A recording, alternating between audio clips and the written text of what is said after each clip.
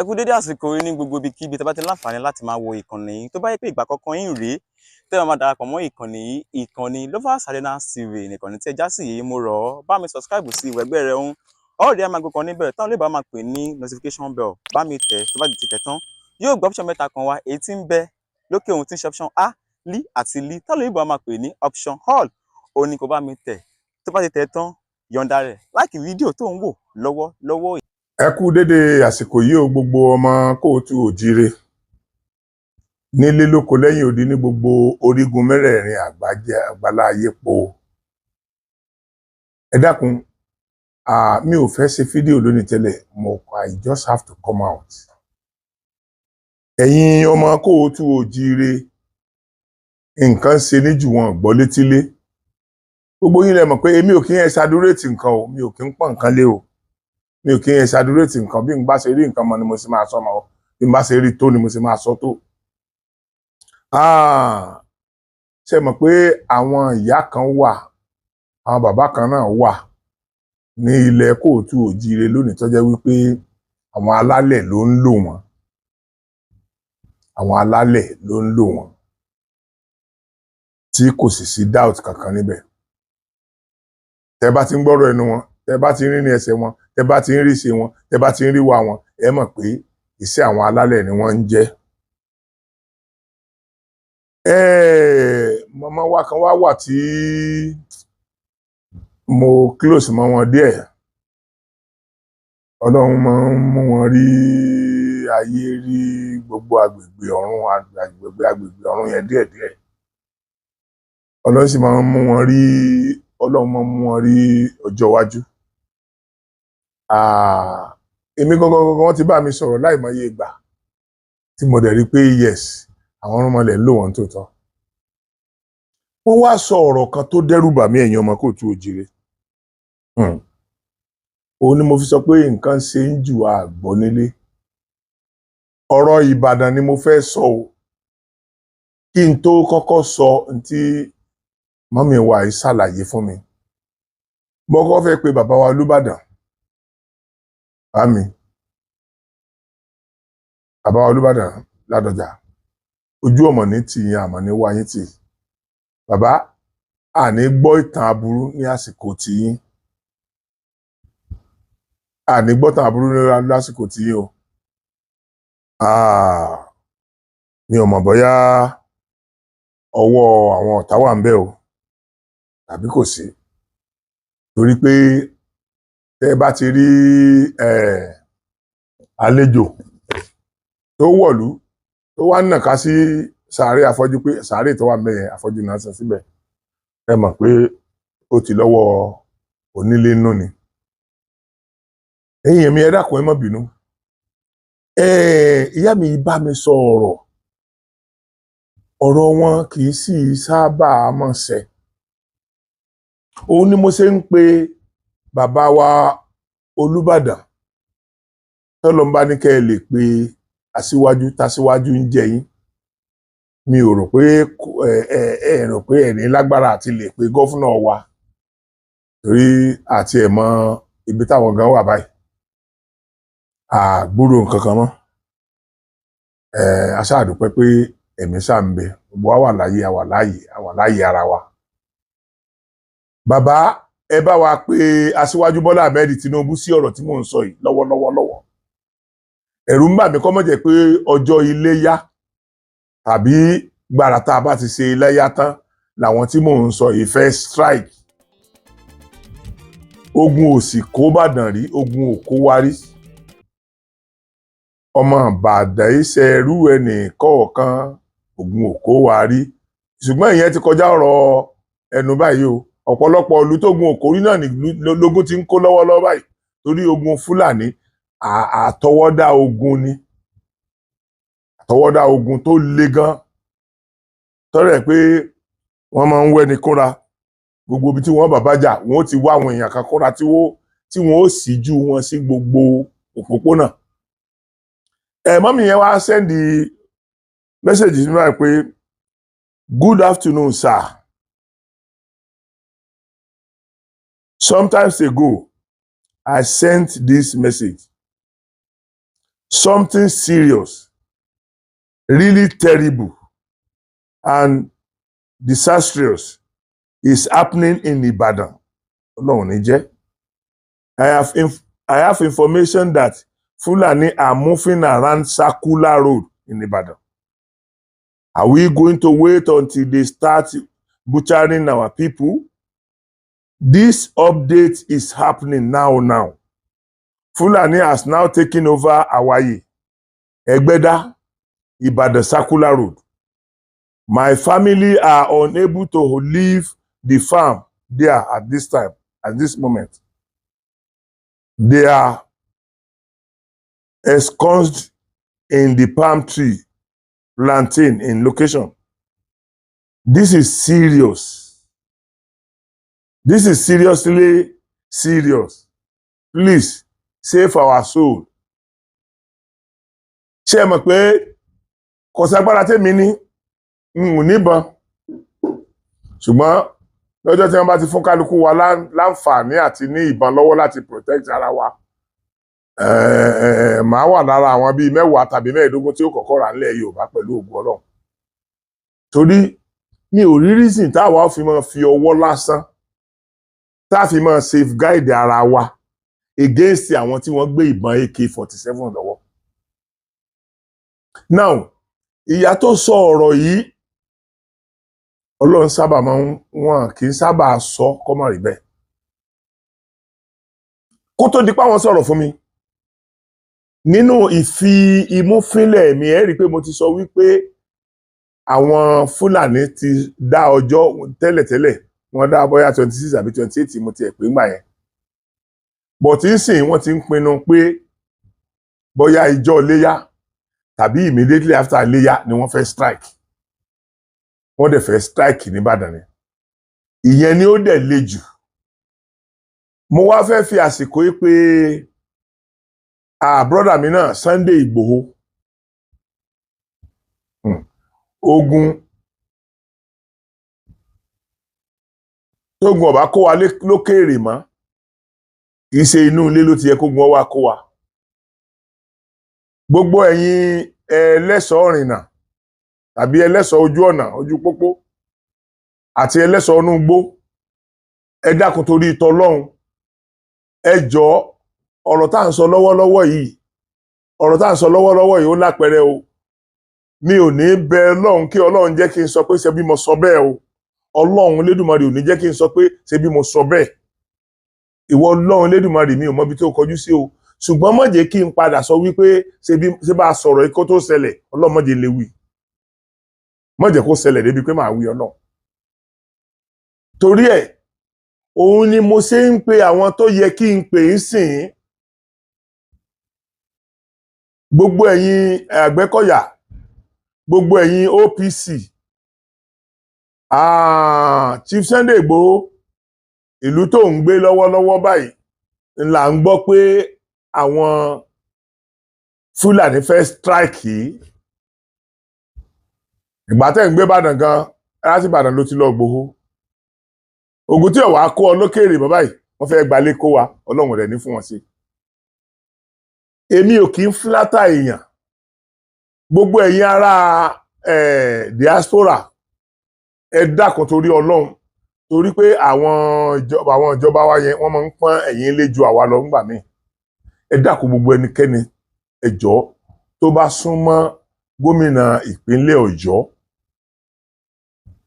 torí àwa kéré irú àwa ò lè sọ̀rọ̀ kí wọ́n gbọ́. Kò tí ì sí nǹkan kan tá a sọ tí wọ́n gbọ́ rí. So kò dẹ̀ sí nǹkan tó sọ pé wọ́n padà gbọ́ náà títí wọ́n fi kúrò lórí oyè. Ṣùgbọ́n bẹ́yìn alágbára bá pè wọ́n, ẹ̀yin bàbá wa ní diaspora, tẹ́ ẹ bá pè wọ́n, ẹ rí wípé àwọn èèyàn ń rí àpẹẹrẹ o. Àwọn èèyàn ń rí àpẹẹrẹ o.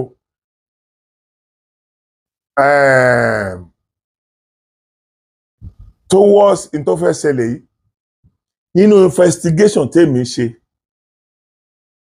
kì í ṣe ilẹ̀ Ìbàdàn nìkan ni wọ́n ti fẹ́ strike. Wọ́n fẹ́ strike ní gbogbo ilẹ̀ Yorùbá. ọjọ́ kálukú ni mi ò mọ̀ ṣùgbọ́n ẹ̀rù ń bà mí pé ìtúnu àwẹ̀ kù ọ̀la ní kẹ́ ẹ ṣe mọ̀ pé òní ni Tuesday ọ̀la Wednesday a dẹ̀ ń gbọ́ pé ọ̀túnla ni ọdún tí àwọn gómìnà ọ̀bá jí gìrì kí wọ́n ó pe gbogbo security group tó wà ní ilẹ̀ Yorùbá kí wọ́n bá wa pè wọ́n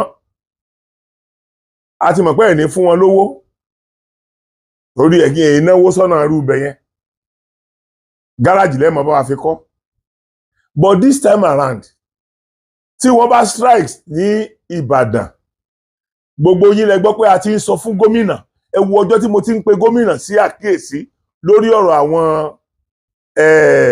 Fúlàní ẹ wo ìgbà tí mo ti ń pe gómìnà sí àkíyèsí ẹ wo ìgbà tí ọ̀pọ̀lọpọ̀ àwọn èèyàn tí wọ́n ń ṣe irú iṣẹ́ tí mò ń ṣe yìí náà tí wọ́n ti ń pe àwọn gómìnà wa nílẹ̀ Yorùbá sí àkíyèsí.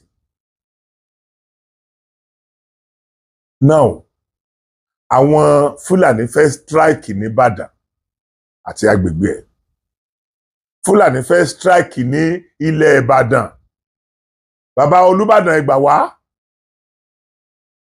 Fúlàní fẹ́ strike ní ilẹ̀ Ìbàdàn ṣùgbọ́n mo mọ̀ pé Ọlọ́run ní fún wọn ṣe tá a bá wá sọ pé Ọlọ́run ní fún wọn ṣe ṣáàjò kò kanú ilé rà á mọ̀ sọ pé Ọlọ́run ní fún wọn ṣe Ọlọ́run kì í bá yàn jagun wàá jagun Ọlọ́run ó ràn ẹ́ lọ́wọ́ ni ìrìn bí Ọlọ́run ti yọ̀dà tàbí ìbọn tí ń bá yàn jagun rí kò possible ẹ mọ̀jẹ̀ á máa tanra wa jẹ Ọlọ́run ní jẹ́ ó wáyé ẹ̀ ń tanra yín jẹ ni gbogbo àwọn ìlú tí wọ́n ti ń ṣe ẹ̀sìn tí wọ́n máa ń ké sọ́lọ̀ ní gbogbo ìgbà every minute àwọn ìlú ọ̀nìyàn ti ń para wọn run yẹn ṣé ká wá lọ́lọ́run sí láyé mọ́ ni Ọlọ́run wà lórí ìtẹ́ rẹ̀ kò dẹ̀ síwọ́ ọṣẹ́ rere tí ń ṣe náà níwọ̀nba àgbà tí ó ti fi ọ̀nà ọ̀tún àtòsì hàn wá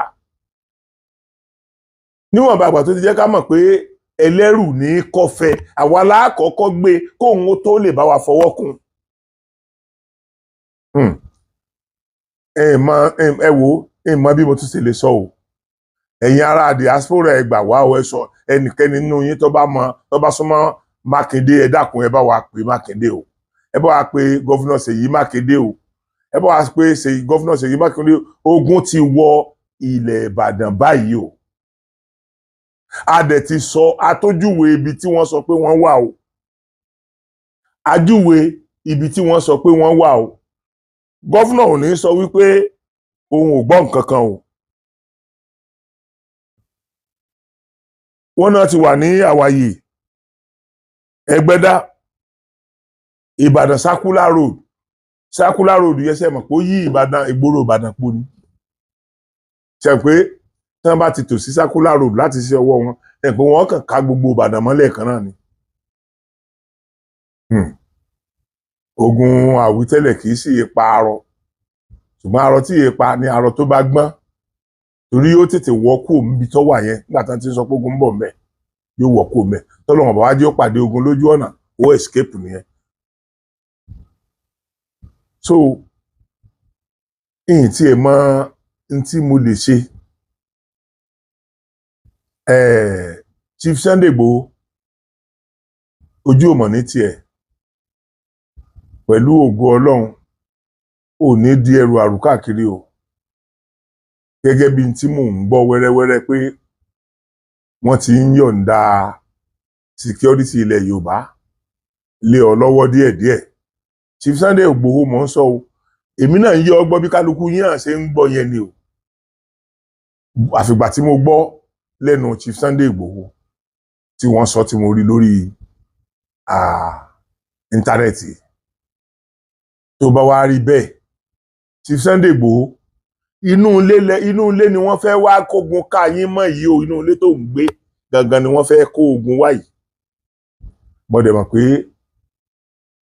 tó bá mú yín kúrò ní gbòòrò Ìbàdàn lọ sí ìlú bàbá yín tó jìnnà sí gbòòrò Ìbàdàn yẹn lọ jagun mo mọ̀ pé ogun ti Ìbàdàn yìí kò ní ṣòro jà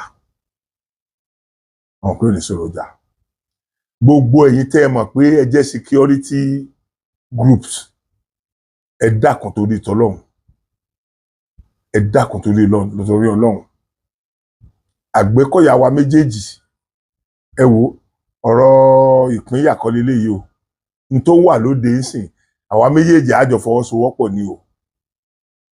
Lóòótọ́ ni Àgbẹ̀kọ̀yà pín sí méjì, ṣùgbọ́n iṣẹ́ tí ẹ̀yin méjèèjì gbé lọ́wọ́ náà ni ààbò, iṣẹ́ ààbò. Tó bá jẹ́ pé iṣẹ́ ààbò lẹ gbé lọ́wọ́, ó yẹ ká mọ̀ pé primary responsibility yín òun ni eléyìí tá à ń sọ lọ́wọ́lọ́wọ́ yìí.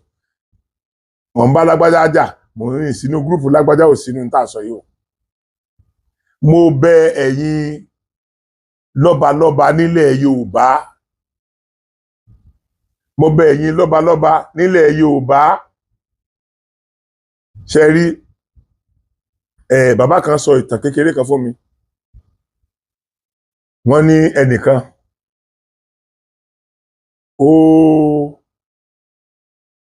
ó jẹ́ ẹni tó mọ Ọlọ́run gan, tó máa ń kírun gan, ó dẹ̀ máa ń gbàwẹ̀, ó máa ń yọ sàká, gbogbo nǹkan téèyàn ṣe ní gbogbo nǹkan téèyàn ṣe láti fi dúpẹ́ fún Ọlọ́run ló fi ń dúpẹ́. Wọ́n ní wá dijọ́ kan ọkùnrin wá wọ inú mọ́sálásí lọ, kò wá jáde mọ́, ó wá ń sun ẹkún sí Ọlọ́run lọ́rùn, ó wá ń sun ẹkún sí Ọlọ́run lọ́rùn. Wọ́n ní nígbà tó wá di pé tí kíní yẹn ti ń pọ̀, Ọlọ́run wá yọjú sí lójú àlá pé kí ló mú wọ, kí ló ń fẹ́, kí ló ní ọ lára tó báyìí. Wọ́n ló sọ pé bàbá òun gbọ́ pé a kú, gbogbo ayé ní òkú, ṣùgbọ́n òun wá fẹ́ tọrọ lọ́wọ́ rẹ pé pẹ̀lú bóun ṣe lè sìn ẹ́ tó ìbàbá, tó ò bá fi kú pa òun, ta ni ó mú ọ? Ta ló fẹ́ bá ẹ jà? Ta ló fẹ́ pè ẹ́ lẹ́jọ́? Ilé ẹjọ́ wo ló fẹ́ dá ẹjọ́ pé o ṣègbèsè yẹn nìkan? Gbọ́ tó jẹ́ pé ọba àṣeyìí tó wù ni. N tí mò ń tọrọ lọ́wọ́ rẹ tó fa ẹkún àtàwẹ̀ àti gbogbo èyí ni pé dákun bá mi bá ẹkú sọ̀rọ̀ kí wọ́n má pa mí. So Ọlọ́run wa ni kọ́ mọ̀ wọlé, òun àti kú òjò ní gbólóhùn. So according to nǹkan tí wọ́n sọ fún mi, at the end of everything òun àti ikú sáà ní gbólóhùn, bóyá lójú oorun ni bóyá lójú ayé ni ìyẹn ò yé mi.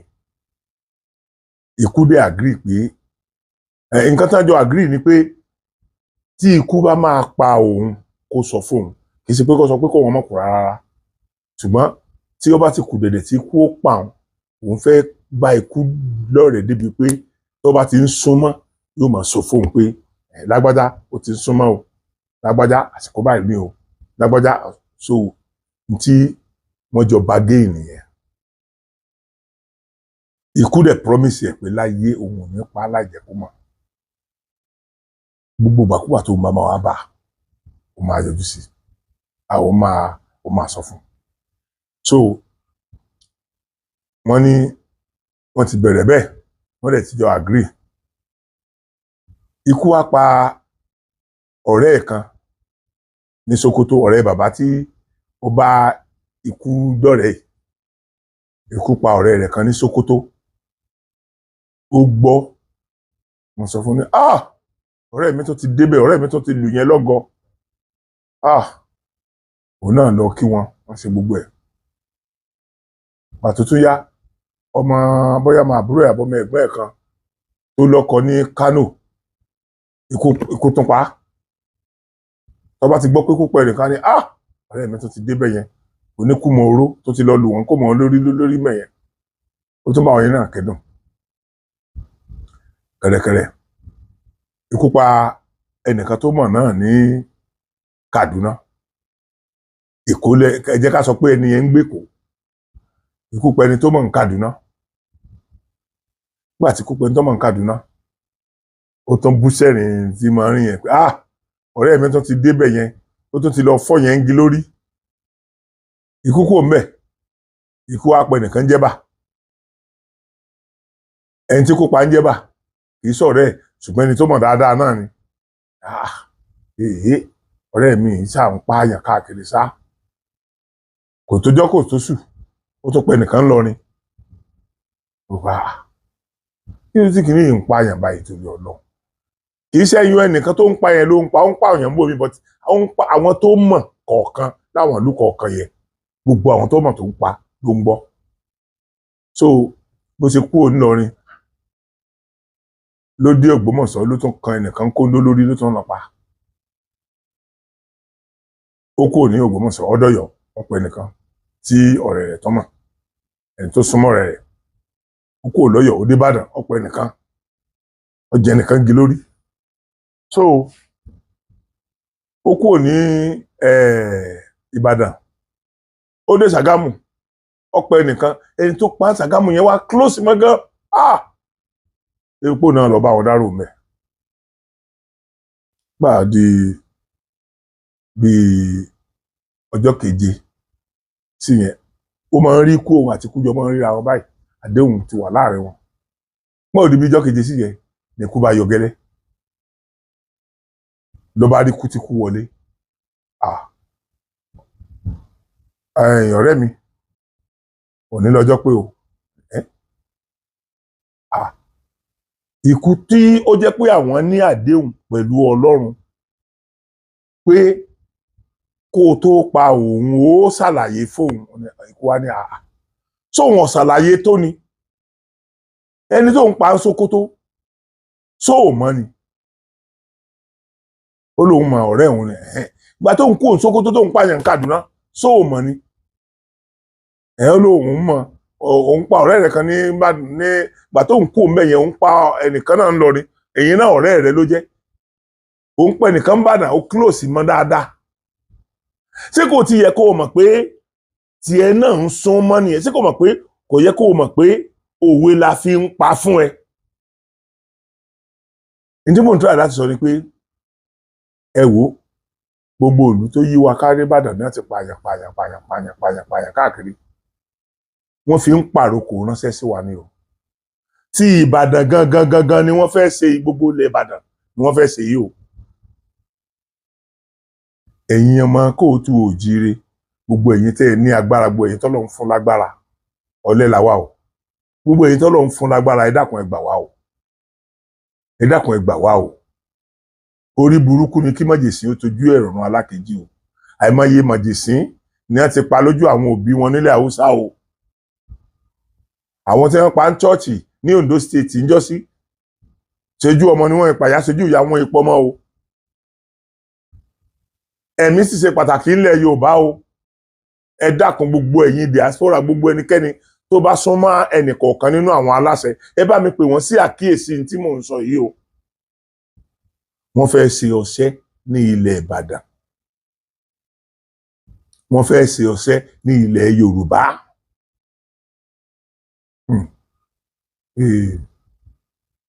irú nǹkan báyìí tá a bá dẹ̀ ti gbọ́ kò yẹ kó pani mọ́ o tí ò bá wá ní pani àmúra ni o àmúra ni o ìyá mi ojú òní tì yín àní fojú sunkún ẹ̀yin náà báyìí iṣẹ́ tẹ́ ẹ rán mi mo jẹ́ o iṣẹ́ tẹ́ ẹ rán mi mo jẹ́ o iṣẹ́ tẹ́ ẹ rán mi mo jẹ́ o iṣẹ́ tẹ́ ẹ rán mi mo jẹ́ o ẹ̀yin èèyàn mo jíṣẹ́ o mo jíṣẹ́ fún gómìnà ìpínlẹ̀ Ọ̀yọ́ o gómìnà ìpínlẹ̀ Ọ̀yọ́ mo jíṣẹ́ fún ọ o bàbá mi Olúbàdàn ẹ dákun torí tọlọ́hun ẹ̀yin sì lè pe gómìnà ẹ bá mi pe gómìnà ẹ bá mi pe bàbá wa Aṣíwájú Bọ́lá Ahmed Tinubu torí pé gbogbo ilẹ̀ Yorùbá ni wọ́n ti pàrokò sínánṣẹ́ pé àwọn ń bọ̀ àsílẹ̀ Yorùbá bóyá 28 àbí 26 oṣù tá a wà yìí ní láwọn ń bọ̀ o ó ń bọ̀ àwọn náà wọn bá wa máa dẹ́ẹ̀dẹ̀ ojú là fi ń kó à ń pàdé ẹ̀sìn ni ó ń bọ̀ torí àwa náà ti mọ nǹkan tó mú dání a ti mú ètò ju tiẹ̀ lọ a ti mú dání àjọ fàyà pàdé ara wa ni ẹjọ́ torí Ọlọ́run a ní fojú sunkún ara wa o àbúrò ní ṣẹlẹ̀ sí wa nílẹ̀ kóòtù òjìrì o ẹjọ́ mo bẹ̀ wá ẹ̀yin bàbá wa ẹ mójútó nǹkan yìí o bàbá wa Ọọ̀ni ẹ dákun o ẹ pé àwọn lọ́balọ́ba ẹgbẹ́ yín o ẹ pé àwọn lọ́balọ́ba ẹgbẹ́ yín o n tá ń gbọ́ lórí ọ̀rọ̀ ilẹ̀ kóòtù òjìrè yìí lágbára o àwọn olórí burúkú àwọn èèyàn kọ lẹ́tà kí wọ́n má lọ o gbogbo yín náà lẹ ti gbọ́ pé wọ́n ti kọ lẹ́tà sílẹ̀ Yorùbá o so bóyá Ìbàdàn náà ti wá fẹ́ bẹ̀rẹ̀ ni kò yé mi o ṣùgbọ́n nínú oṣù tá a wà yìí ká ṣọ́ra nílẹ̀ Ìbàdàn ojú òní tiwa a ní fojú sọkọ ara wa n tí mo kàn wá sọ nìyẹn mi ò kì í ṣe mi ì fẹ́ ṣe fídíò lónìí rárá ọtí tí mo wá sọ fún wa nìyẹn kọ́lọ́run Lédùmarè kó má jẹ́ ká kúkú oró kọ́lọ́run má jẹ́ àfi ikú sí fàjẹ́ ojú òní tiwa ẹ ṣé thank you.